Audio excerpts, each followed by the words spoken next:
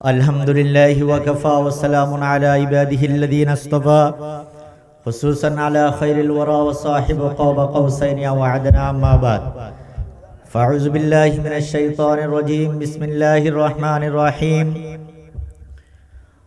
ওয়াদ্দকার আয়োজিত পশ্চিম বাঁশখালীর ঐতিহ্যবাহী দরবার ফুরবুরংরা মাইসপাড়া হযরত শাহ সুফি মকবুল ফকির শাহ রহমাতুল্লাহ আলাইহির বার্ষিক উরুস শরীফ উপলক্ষে আজকের পবিত্র ঈদ মিলাদুন নবী সাল্লাল্লাহু আলাইহি ওয়াসাল্লাম মাহফিল মঞ্চে উপস্থিত আজকের মাহফিলের সম্মানিত প্রধান মেহমান সুদূর বোয়ালখালী থেকে আগত সুন্নি জনতার উজ্জ্বল নক্ষত্র, বাতিলের আতঙ্ক, মুজাহিদে দ্বীন মিল্লাত, বিশিষ্ট লেখক ও গবেষক হযরতুল আল্লামা জনাব মাওলানা মোহাম্মদ ফরিদুল আলম রেজভী আজকের মাহফিলের প্রধান আলোচক হিসেবে গুরুত্বপূর্ণ তকরির পেশ করেছেন। বারকান জামিয়া জুমহুরিয়া কামিল মাদ্রাসার সম্মানিত আরবি প্রভাষক আল্লামা মোহাম্মদ জয়নুল আবেদিন আল কাদেরী বিশেষ আলোচক হিসেবে গুরুত্বপূর্ণ তকরির পেশ করেছেন। মাইসপাড়া শাহে জামা মসজিদের সম্মানিত খতিব হযরতুল আল্লামা জনাব মাওলানা আবুল কালাম সাহেব বিশেষ আলোচক হিসেবে আরও গুরুত্বপূর্ণ তকরির পেশ করেছেন। ফুরবুডুংরা মাওলানা আজিজুর রহমান শাহ রহমাতুল্লাহ আলাইহি জামে মসজিদের সম্মানিত খতিব ও ইমাম হাফেজ মাওলানা মোহাম্মদ আলী হুসাইন আল কাদেরী আজকের এই মহতী অনুষ্ঠানের সম্মানিত উদ্বোধক হিসেবে মঞ্চে উপস্থিত আছেন আন-নূর ইসলামিক একাডেমির সম্মানিত পৃষ্ঠপোষক, ওমান প্রবাসী বিশিষ্ট দানবীর ও সমাজসেবক, অত্র এলাকার কৃতি সন্তান জনাব মোহাম্মদ মোরশেদুল আলম। আজকের প্রোগ্রামের সম্মানিত প্রধান অতিথি হিসেবে আমাদের মঞ্চে উপস্থিত আছেন বিশিষ্ট সমাজসেবক ও রাজনীতিবিদ কুয়েত প্রবাসী মোহাম্মদ দিদারুল আলম। বিশেষ অতিথি হিসেবে আমাদের মঞ্চে উপস্থিত আছেন আন-নূর ইসলামিক একাডেমির সম্মানিত উপদেষ্টা বিশিষ্ট সমাজসেবক ও সৌদি প্রবাসী মোহাম্মদ হেলাল উদ্দিন। আজকের এই মহতী অনুষ্ঠানটা খুবই সাবলীলভাবে উপস্থাপন করে সঞ্চালনার দায়িত্বে যিনি ছিলেন উশারালো একতা সংঘের সম্মানিত সহসভাপতি আমার বড় ভাই হাফেজ মাওলানা মোহাম্মদ ওসমান গনি সাহেব। মঞ্চে উপস্থিত আছেন অত্র এলাকার কৃতি সন্তান বিশিষ্ট আলেমে দ্বীন হযরতুল আল্লামা জনাব মাওলানা আবু তালেব সহ আরো অসংখ্য উলামায়ে কেরাম এবং সমাজসেবক ও বিশিষ্ট জনরা মঞ্চে উপস্থিত। আমার সামনে উপস্থিত দূর দূরান্ত থেকে আগত অলি প্রেমিক, নবী প্রেমিক, আশিক রসুল, পর্দার আড়ালের মা ও বোনেরা, রহমানি ওয়া রাহমাকুমুল্লাহু তাআলা, আসসালামু আলাইকুম ওয়া রাহমাতুল্লাহি ওয়া বারাকাতুহু। মহান রব্বুল আলামিনের দরবারে অসংখ্য গণিত শুকরিয়া আদায় করছি যে মহান রব্বুল আলামিনের অশেষ মেহেরবানিতে আমরা আজকে খুবই সুন্দরভাবে আমাদের প্রোগ্রামটা এই পর্যায়ে আসতে পেরেছি। লাখো কোটি শুকরিয়া আদায় করছি, লক্ষ লক্ষ দরুদ ও সালাতুস সালামের হাদিয়া নজরানা পেশ করছি আকায়ে নামদার তাজদারে মদিনা রহমত কা খজিনা নূরে মুজাসসাম সৈয়দুল মুরসালিন রাহমাতাল লিল আলামিন নবী মুহাম্মদুর রাসূল সাল্লাল্লাহু তাআলা আলাইহি ওয়াসাল্লামের রওজায়ে আকদাসে। সম্মানিত উপস্থিতি, এত রাতে এত বক্তৃতা, এত আলোচনা, এত আনুষ্ঠানিকতার পরে আবারও বক্তব্য শোনার মন মানসিকতা স্বাভাবিকভাবে কারো থাকার কথা না। তারপরও আমি দুই একটা কথা বলে আমি আমার অগোছানো বক্তব্য শেষ করব। আল্লাহ পাক রব্বুল আলামিন পবিত্র কুরআনে পাকে ইরশাদ করেছেন, বিসমিল্লাহির রহমানির রহিম, ওয়ালাউ আন্নাহুম ইয যালামু আনফুসাহুম জাউকা ফাস্তাগফিরুল্লাহা ওয়াস্তাগফার লাহুমুর রাসূল। সাদাকাল্লাহুল মাওলানাল আযীম ওয়া সাদাকা রাসূলুহুন নবিয়ুল হাবিবুল কারীম। আল্লাহ পাক রব্বুল আলামিন পবিত্র কুরআনে বলেছেন, আমার কোন বান্দা যদি নিজেদের আত্মার উপর জুলুম করে, অন্যায় অবিচার করে, যখন সে বুঝতে পারে সে অবিচার করেছে, নিজের উপর আত্মার উপর জুলুম করেছে, তখন যদি ওই বান্দা বুঝতে পেরে নবীর দরবারে এসে নবীকে উসিলাই করে আল্লাহ পাক রব্বুল আলামিনের কাছে ফরিয়াদ করে, আমার রসুল যদি ওই বান্দার জন্য আল্লাহর কাছে সুপারিশ করে, ওই বান্দা আল্লাহ পাক রব্বুল আলামিনকে তওবা কবুলকারী হিসেবে পাবেন। সবাই বলুন সুবহানাল্লাহ। তাহলে এভাবে যদি আমরা ধরে নিই, আল্লাহর রসুল সাল্লাল্লাহু আলাইহি ওয়াসাল্লাম তিনি নিজেই সাহাবায়ে কেরামদের মাজারে পাকে গিয়ে সাহাবায়ে কেরামদের, বিশেষ করে ওহুদের ময়দানে যে 70 জন সাহাবী শহীদ হয়েছেন, তাদের কবরে পাকে, তাদের মাজারে পাকে গিয়ে তিনি জিয়ারত করেছেন। আল্লাহ পাক রব্বুল আলামিনের কাছে তিনি দোয়া করেছেন। অনুরূপভাবে তাবিঈন, তবে তাবিঈন,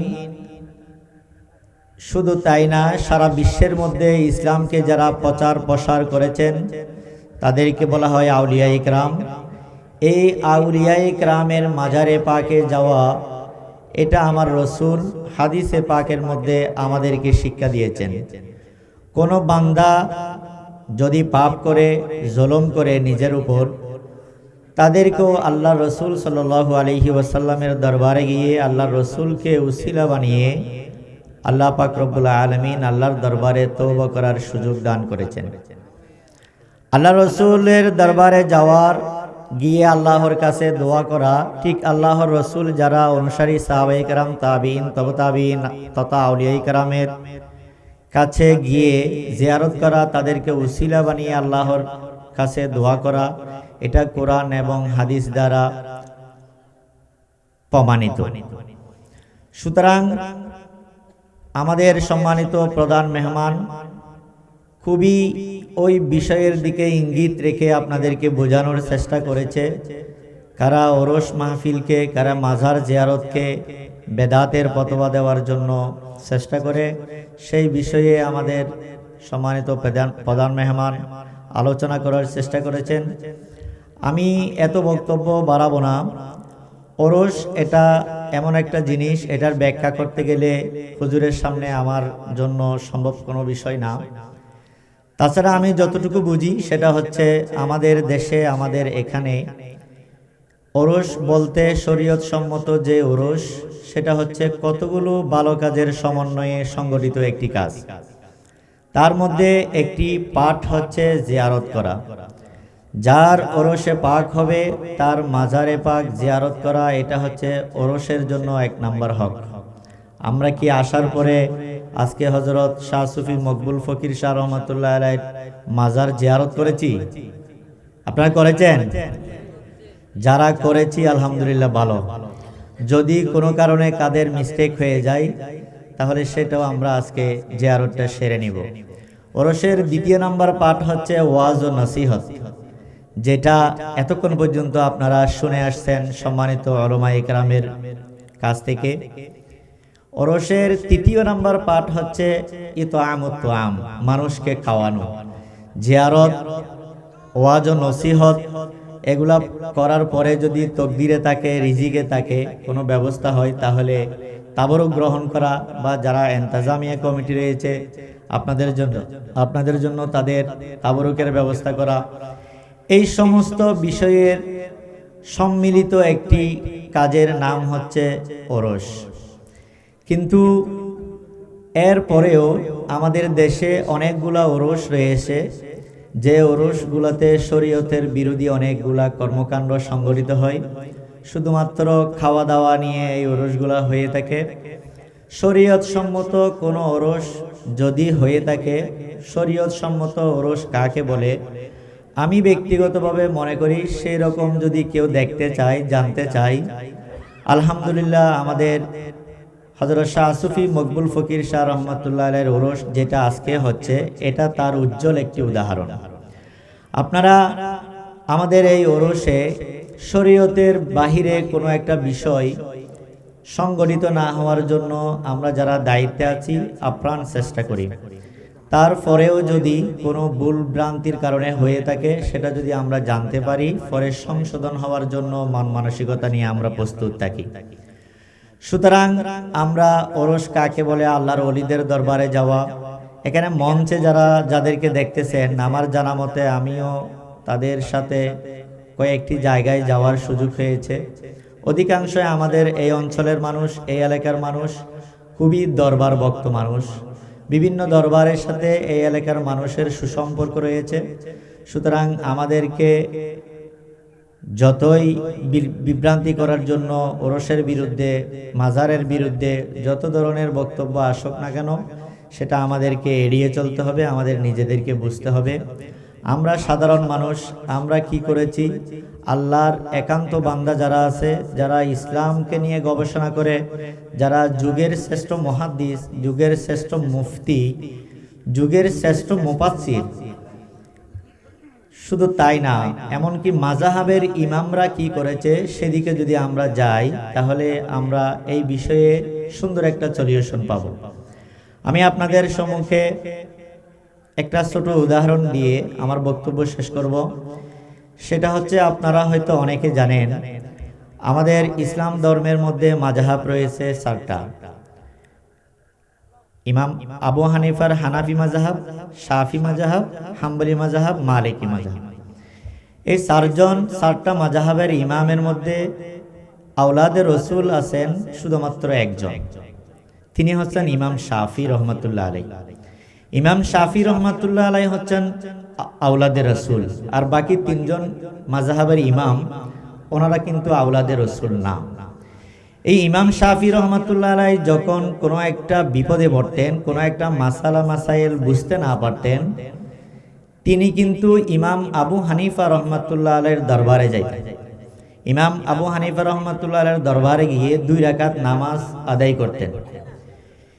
কিভাবে নামাজ আদায় করতেন? উনি কিন্তু একজন মাযহাবের ইমাম, তারপরও ইমাম আবু হানিফার দরবারে গিয়ে ইমাম আবু হানিফার মাযহাব হানাফি মাযহাব অনুসরণ করে নামাজ আদায় করতেন।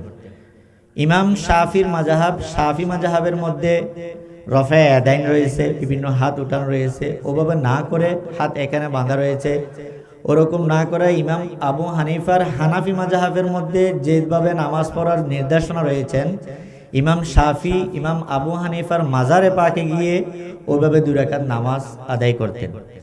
নামাজ আদায় করার পর আল্লাহর দরবারে ফরিয়াদ করতেন, ইমাম আবু হানিফা রহমাতুল্লাহ আলাইহির উসিলায়, হে আল্লাহ, আমি এই বিপদে পড়েছি, এই সমস্যায় পড়েছি, আমার কাছে এই মাসালাটা বোঝা আসতেছে না, আপনি ইমাম আবু হানিফা রহমাতুল্লাহ আলাইহির উসিলায় আমাকে এই মাসালাটা বোঝার জন্য এলম দান করুন। এভাবে ইমাম শাফি রহমাতুল্লাহ আলাইহি ইমাম আবু হানিফার মাজারে গিয়ে ওনার সমস্যার সমাধান নিতেন। তাহলে ইমাম শাফি রহমাতুল্লাহ আলাইহি কি আমার মতো, আপনার মতো, আমরা যারা মঞ্চে বসে আছি ওনাদের মতো মানুষ ছিলেন, ওনাদের মতো আলেম ছিলেন, নাকি বিশ্ববিখ্যাত মুফাসসির, বিশ্ববিখ্যাত মুহাদ্দিস, বিশ্ববিখ্যাত ফকিহ ছিলেন? একজন মাযহাবের ইমাম যদি হয়ে ওনার সমস্যা সমাধানের জন্য মাজারে পাকে গিয়ে মাজারের মধ্যে যিনি আছেন ওনাকে উসিলাই নিয়ে আল্লাহর কাছে ফরিয়াদ করতে চাই, তাহলে আপনি আমি আমাদের মতো 2 টাকার মোল্লাদের ফতোয়ায় কি আমরা দরবারে মাজারে যাওয়া বন্ধ করে দিব? বন্ধ করে দিবেন আপনারা? যদি মাজারে যাওয়াটা যদি কি এত বড় বেদাত হয়ে যেত, এত বড় পাপ হয়ে যেত, তাহলে এত বড় বড় মুহাদ্দিস, মুফতি, মুফাসসির, ইমাম, মাযহাবের ইমামরাও মাজারে গেছেন। শুধু তাই না, ইমাম শাফি রহমাতুল্লাহ আলাইহির এতটুকু বর্ণনা না, খলিফা মামুনুর রশিদের জামানায় রোমের বাদশাহ ইসলাম ধর্মের জন্য একটা অনুদান দিতেন, বার্ষিক অনুদান। 1 বছর রোমের বাদশাহ খলিফা মামুনুর রশিদকে বলেছেন, আমি এই অনুদান দেওয়া অব্যাহত রাখবো একটা শর্তের বিনিময়ে। সেই শর্তটা কি? সেই শর্তটা হচ্ছে 200 জন খ্রিস্টান পাদরি যাবে, অর্থাৎ খ্রিস্টান ধর্মের আলেম 200 জন পাদরি যাবে, আপনাদের দেশের মধ্য থেকে ওই 200 জন খ্রিস্টান পাদরিকে ইসলাম যে শ্রেষ্ঠ এটা বুঝিয়ে তাদের কাছ থেকে জিতে আসতে হবে। এরকম একটা রোমের বাদশাহ খলিফা মামুনুর রশিদকে শর্ত দিয়েছিলেন। খলিফা মামুনুর রশিদ তৎকালীন ইমাম শাফির জামানায় ইমাম শাফি রহমাতুল্লাহ আলাইহিকে ডেকেছেন, ডেকে এই কথাটা বলেছেন। ইমাম শাফি রহমাতুল্লাহ আলাইহি বলেছেন, ঠিক আছে, আমি এই বিষয়টা দেখব। তখন ওই 200 জন আলেম আসলো ইমাম শাফি রহমাতুল্লাহ আলাইহির কাছে।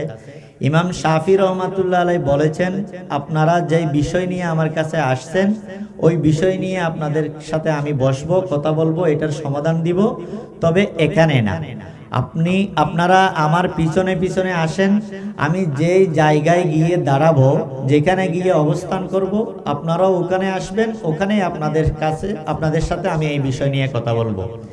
এটা বলার পর ইমাম শাফি রহমাতুল্লাহ আলাইহি হাঁটতে হাঁটতে হাঁটতে গভীর সমুদ্রের মাঝখানে গিয়ে দাঁড়ালেন। আমরা এখানে যেভাবে দাঁড়িয়েছি উনি সাগরের মাঝখানে গিয়ে এভাবে দাঁড়িয়েছেন। ওখান থেকে পাড়ের মধ্যে যে 200 জন খ্রিস্টান পাদরি রয়েছেন তাদেরকে বলছেন যে আপনারা আসেন, আমি এখানে এসে দাঁড়িয়েছি, আপনারা এখানে আসেন, এখানে আসলে আপনারা যে বিষয়টা নিয়ে আমার সাথে যুক্তি তর্কে আসতে চাচ্ছেন ওই বিষয়টা আমি এখানে আলোচনা করব।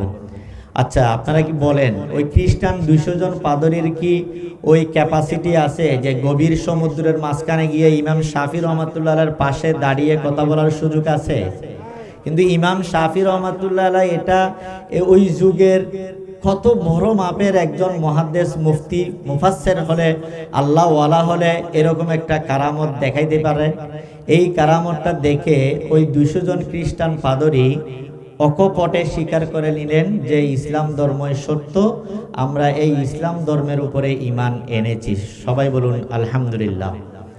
সুতরাং এরকম ব্যক্তিরাও কিন্তু মাজারে পাকে গিয়েছেন, আল্লাহর ওলিদের দরবারে গিয়েছেন, বিভিন্ন সমস্যা নিয়ে বিভিন্ন সমাধানের জন্য গিয়েছেন। সুতরাং আমাদের বিভ্রান্ত হওয়ার কোনো দরকার নাই, এত ফতোয়া এত কিছু শোনারও আমাদের দরকার নাই।